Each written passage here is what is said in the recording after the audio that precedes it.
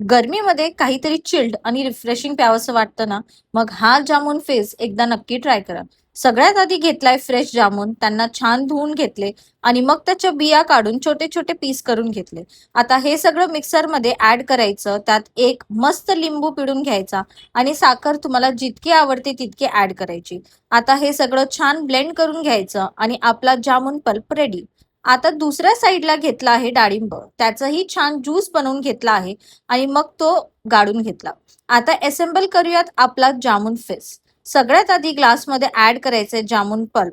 हा तुम्ही स्ट्रेन करून घेऊ शकता, पण मी डायरेक्ट घातलाय कारण मला तो टेक्स्चर आवडतो. आता भरपूर आईस क्यूब्स. गरमीमध्ये जास्त आईस म्हणजे जास्त मज्जा. त्यानंतर ऍड करूया डाळिंबाचा ज्यूस आणि आता सर्वात सॅटिस्फाईंग पार्ट, मस्त चिल्ड सोडा. आता वरून थोडं मिंट लिव्स आणि मग स्ट्रॉने छान मिक्स करून घ्यायचंय. हा कलर बघा किती प्रिटी दिसतोय ना. आणि आता फायनली एक सिप घेऊन बघूयात.